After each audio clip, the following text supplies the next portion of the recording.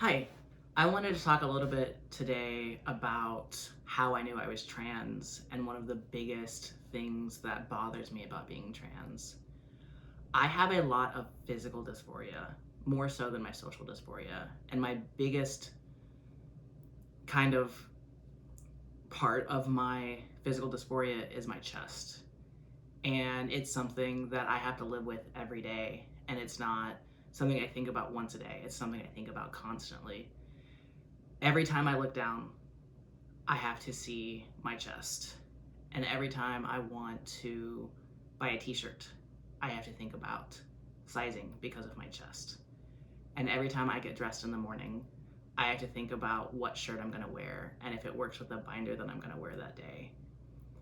I knew I was trans when I went to look at my options for chest reductions and I found out about top surgery. More so than testosterone, which I've been on for about 3 months at this point. Top surgery is my number one goal of medical transition. And I thought that I could wait until my insurance covered my top surgery. And what I have found is that the further I am in my medical transition and the longer that I'm having to bind, the more that I find I can't wait. I wear a binder most day of the week. If you don't know what a binder is, it's a compression garment. It's kind of like a tank top, but it's really tight.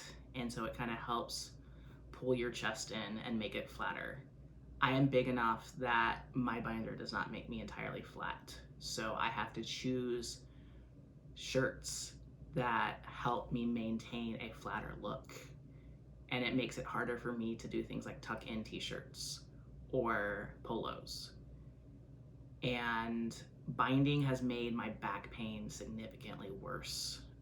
I had intermittent upper back pain, and I would say that most days that I bind, I have moderate back pain.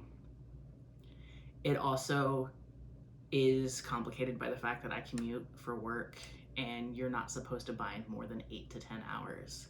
And I'm binding at least 10 hours every day that I have to go to work. I created a GoFundMe today. I don't like asking other people for help, but this is something that's starting to affect me not only mentally but physically. I don't know if anyone's gonna see how much this impacts my life, but anybody who does donate, I want to say thank you very much because this is a big part of who I am and what I'm going through right now. And the faster that I can get this, the better that my life and my quality of life will be.